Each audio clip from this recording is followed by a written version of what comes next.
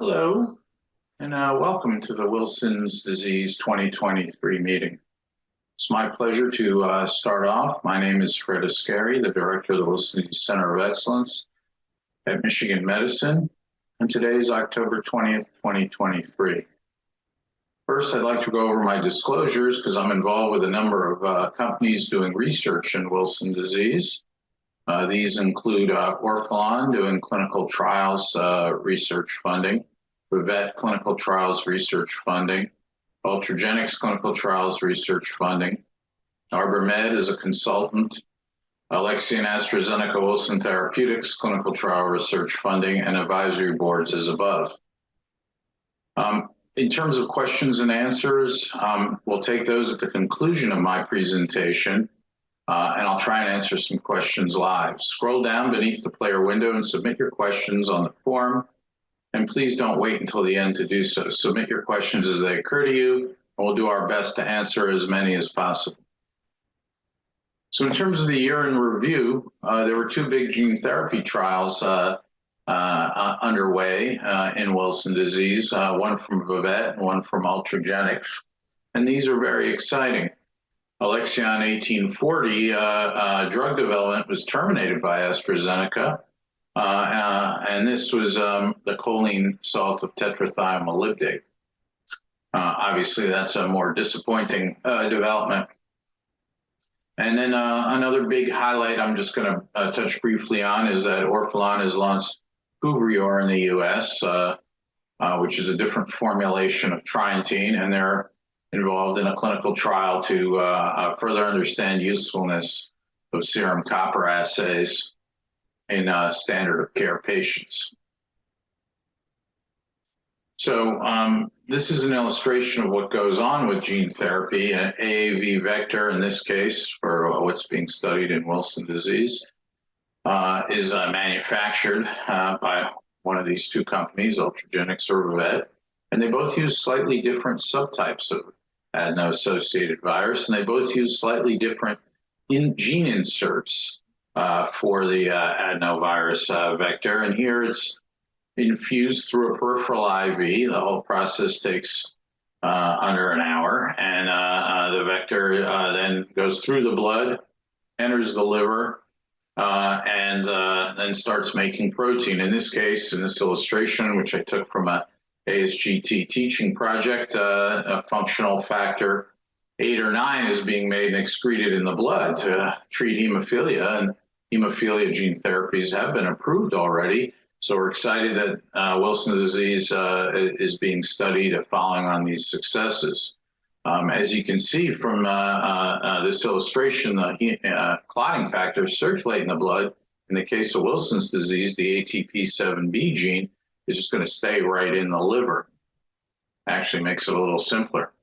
In terms of the Alexion 1840 study, that was with choline tetrathiomolybdate, and Wilson Therapeutics was sold to Alexion and then sold again to AstraZeneca in 2021. And these are the companies that have really championed development of this through the clinical trials phases. It turned out that the FDA is interested in further mechanistic studies, and Alexion unfortunately told us that they're not going forward with further studies. And so the program was, the drug development program was terminated during the extension phase of the study, much to the disappointment of many people involved in the study. Obviously, not the least of which were the people at these companies, I might add. There's a phase 3 trial data that showed a lot of promise. Unfortunately, there just wasn't a path forward to getting the drug approved by the FDA that was expeditious. Alexion, the good news is Alexion is committed to publishing multiple further papers and sharing data from the choline TTM studies, so please stay tuned. Another exciting development has been that Orphalon has introduced Kuvrior, which is a variant of trientine, if you will. The trientine that we're most familiar with in this country is Cyprine, or its generic equivalents, and that's trientine dihydrochloride. In this case, Cuvrior is a trientine tetrahydrochloride, so it's what's considered a novel compound in that sense. It's more stable at room temperature. From a patient perspective, it comes in 300 milligram tablets versus 250 milligram tablets, so may require some dose changes, or will require some dose changes in order to, line up similar doses. And Orphalon is also committed as part of the drug development for Cuvrior to develop a better serum assay for copper, and they're currently doing a real life clinical trial in standard of care patients to see if this assay performs as well as it did in the clinical trials, and will be useful as a way of monitoring patients clinically going forward. So there's a bright future coming down the road for Wilson disease patients. Obviously, the current treatments are available, and now we have a question of whether there will be further choline TTM trials. We know it's not going to come from Alexion AstraZeneca, but there may be another company at some point that picks this up. We don't know. Obviously, it's a large expense and may have a smaller target population to treat, so that makes it more difficult than the ambitious projects that Alexion and Wilson Therapeutics and AstraZeneca funded for many years. Right now, we're on the horizon is the next phase of the gene therapy trials, and we'll be hearing more about this later today from Vivek and from Ultragenyx, and obviously these are very exciting developments. I can't talk excessively about the data, obviously, because these trials are ongoing and I haven't seen it all. So suffice it to say that I think things are going well and things look quite promising at this point. The trials are going forward. There are also some new medications in preclinical studies, and this is an area of great optimism in the future too, because we may see very, very exciting other compounds come to clinical trials in the not too distant future. And so with that, I'd like to close and take any questions that may be on people's minds. So if you have questions, you can cue them by scrolling down on your screen and entering them in the chat, clicking on the chat box. It's really been wonderful of the WDA to put together this meeting, and I want to thank them, obviously, for their significant effort and time and care in putting together the Wilson's disease conference. These conferences are wonderful because they get us all to get together, virtually and chat about Wilson disease, which is so important to all of us. Not seeing any questions in the chat just yet, but I can further discuss some of the updates for the year. Obviously, we're very excited about the gene therapy projects and how they're going. And we're excited about, the new monitoring system too from Orphalon that's coming out. So there are a few other things I would like to say in terms of updates for the year that perhaps aren't as happy as others. We lost Mary Graper, who made some wonderful contributions to Wilson disease this year, and I'd like to acknowledge all of those. She was a dear friend and board member and past president, one of the main liaisons. But I think one of her biggest contributions was really trying to get improved access to medication, the medications that are already approved.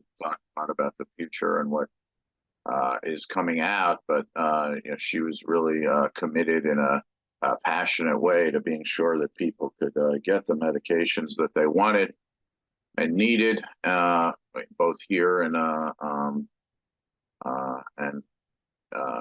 overseas. And so we're all going to miss her a lot and carry on with her with her, care that she provided and her vision and guidance for the organization.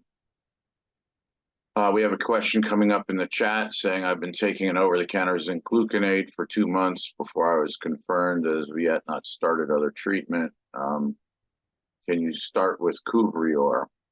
Well, Cuvrior is approved. Cuvrior is that trientine tetrahydrochloride, and it's a FDA approval indications say it's for people who've been decoppered already. And so someone who's initially being treated right now, their packaging label says, they don't have that indication. So, and we actually have to, when we're prescribing it, test that someone has been decoppered. So I think that for right now, the answer to that is unfortunately, in theory, you could start with it, but I don't think you can access it very well because of the companies pursuing restrictions along with their FDA guidance. In terms of over-the-counter options to treat, the zinc gluconate is the main over-the-counter option. The Wilson Disease Association partnered with Extreme V so that they'd be aware when they're manufacturing it to have very tight tolerances in their zinc gluconate, and that product is called Bluzin, that over-the-counter zinc.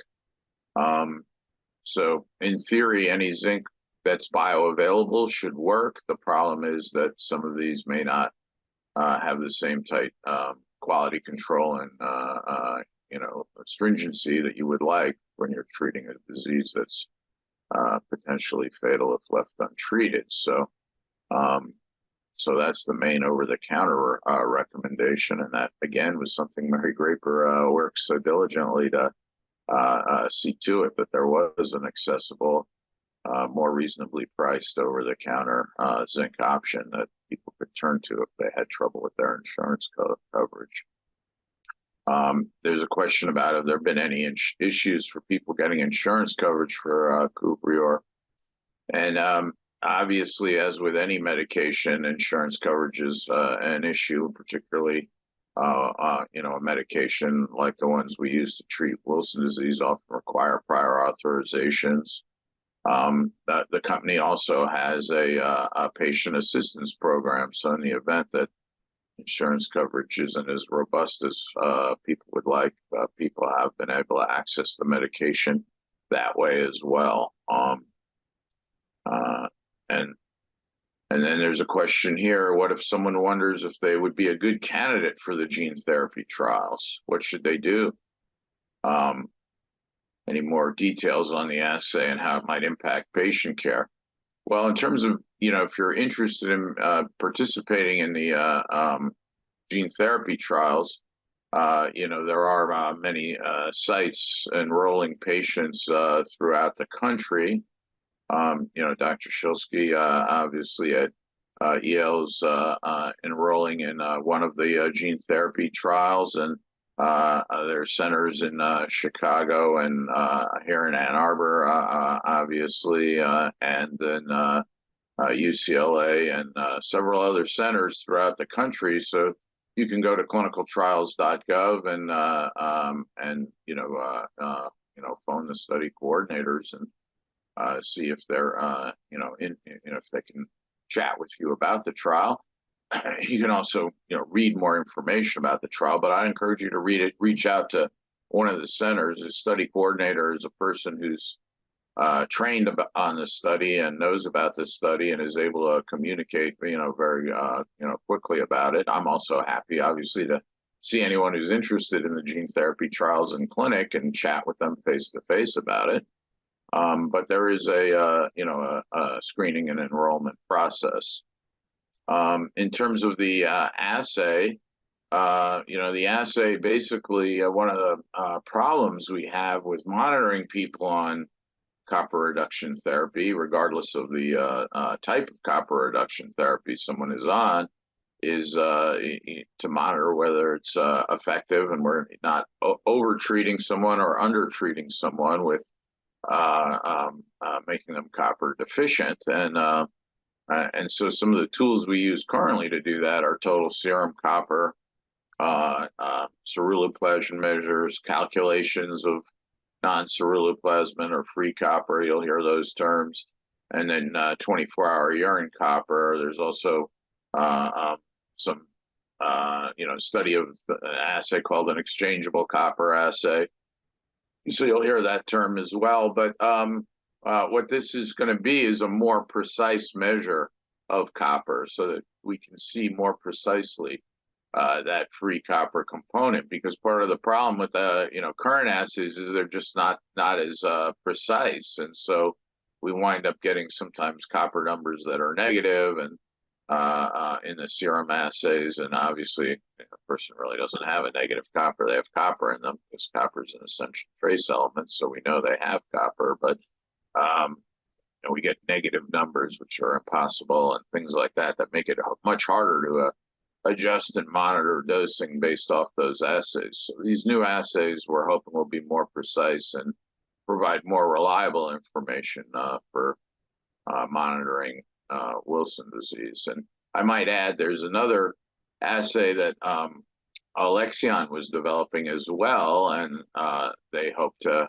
make available. One of the other nice things that did come out of that trial, which was disappointing that it was, the development of that drug was stopped. But there was an assay that was developed, and they're partnering with Mayo Clinic to bring that out as well. What is the timeline for the new drug that doesn't require refrigeration being available? Well, there are several drugs that don't require refrigeration right now. One is penicillamine, one is zinc, and then the third one is this Cuvrior. So they are available. Those are available, and the Cuvrior is the trientine tetrahydrochloride. And then will it be more or less expensive than what is currently available? I think that the goal of the company is to make it the drug accessible with copay assistance and with patient assistance programs, so the hope is that it won't be more expensive out of pocket to you. And I don't really know precisely how they're pricing the product, although they tell me that it'll be comparable. It's priced comparable as Cyprine. Whether that's again, I don't know their precise pricing. Pricing of pharmaceuticals is very, very complicated because of discounts and other issues with insurance coverage. What additional information from the Alexion program might be shared that you're excited to learn about, and why?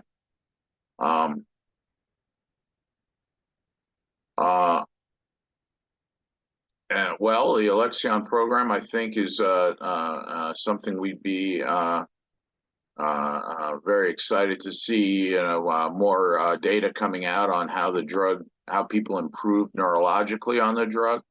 There was a lot of positive data that came out of it, and that I think gave people a lot of hope, and still gives me a lot of hope that this drug may well, even though it wasn't pursued now, may well actually have some be a wonderful model that we can have better treatments than the ones we have today if we can get a drug that will muster up to FDA approval. So, many patients that were in the trial, at least at my site, I know were very disappointed when the study closed because they felt they were doing so well on the drug. So I think documentation of that will be important.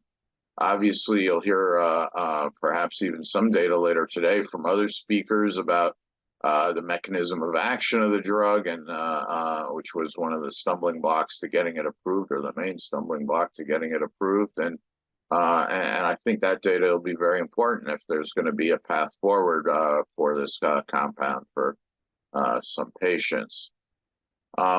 There's a question: is gene therapy a one-time treatment or ongoing? Well, in this instance, we're talking the current gene therapies are AAV, adeno-associated virus of vector-derived vectors. And so it's not the whole virus, it's just the shell of the virus that gets the gene therapy into the liver. And at this point, that's one of the questions that's being answered in the clinical trial. We know from other studies with AAV vectors that, a guesstimate would be maybe it'll last for 6 years, but we still don't know that, definitively that it works, and we have to be sure we understand how well it works. That data is all being analyzed. Very exciting. Let me put it that way. But it's still being analyzed and collected for how long it will last. So there might have to be a second dose in 6 years. There also are, the term gene therapy is very broad. There are, a number of other gene correction strategies and gene treatment strategies that are under development. So one day it may be that it's a one-time treatment, but for right now, these vectors were hoping that the treatment might last for 6 years, but we're still obviously studying whether it's effective or not, how effective it is, and so forth. There's a question about side effects of the new tetra hydrochloride trientine. Are they the same as the dihydrochloride or the cyprine and its generic equivalents? The answer to that question is yes, we think so. The side effects we anticipate would be the same, so we'd be worried about watching for neurologic deterioration, particularly in people early on treated, watching for arthritic syndromes, allergic reactions, rashes, and things of that nature, kidney problems, and so forth. But I think for the most part, it's well tolerated, similar to the trientine dihydrochloride. And I might add, it's been used, while it's new to this country, it's been used, and we have an international audience, it's been used in Europe for a while. So we do have some longer, lead on time in terms of the side effects and so forth. There's another question. Someone who's had Wilson disease for 40 years or more and still has some problems. Why is this happening? I think the main issue is there's two issues. One is why does someone still have any symptoms if they've been treated with copper reduction therapy?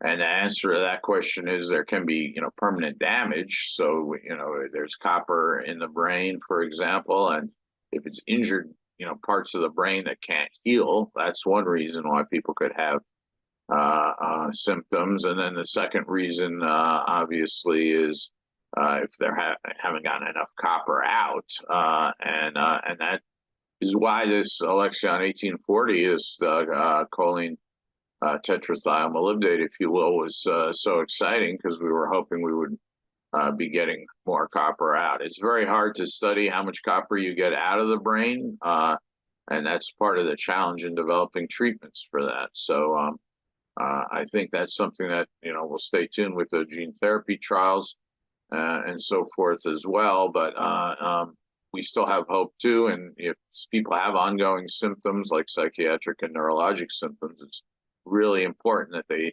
see doctors who can treat those symptoms as well and not just be focused exclusively on the copper levels, although it's important those are kept in a safe range. There's some questions about connectivity. I'll defer those to others. And again, another question about why do people who've gone through chelation therapy not recover fully? And again, I think we've addressed that. The over-the-counter zinc, someone asked how to spell it, Gluzin, Gluzin. It's on the Wilson Disease Association website as well. I think there are links to it. So I direct you. The Wilson Disease Association website is a treasure trove of information, and probably even find more information about how to get more information about the gene therapy trials there, but you know, that would be a good resource for people who have a lot of FAQs about Wilson disease, and I direct you back there.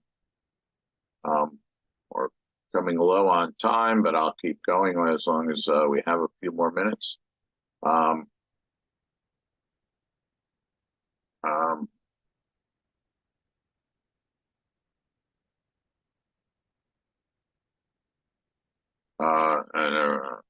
there's someone who's you know, reasserting that not every zinc that you would want to get 50 milligrams 3 times a day of zinc from over the counter has it. So I are agreeing with that discussion. And they say, if you don't qualify for a gene therapy trial, does that mean you won't qualify for the other one? No, there are 2 gene therapy trials.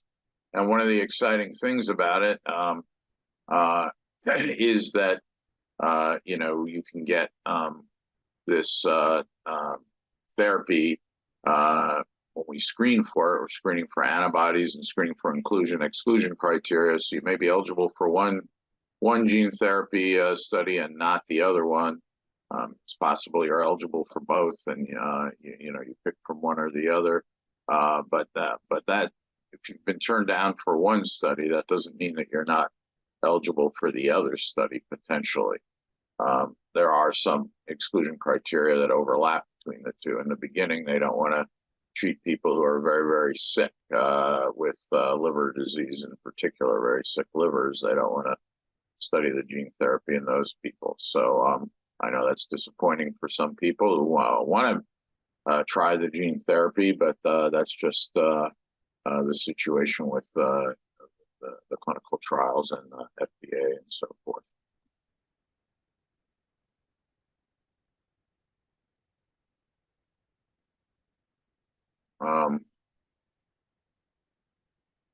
There's some questions about international sites for gene therapy trials, and thank you, you know, for asking that. You know, again, you can look at the company websites. There are other sites coming up in other countries. I think both countries wanted to, you know, companies wanted to start their trials first in the U.S., but there are international sites coming online as well in the future.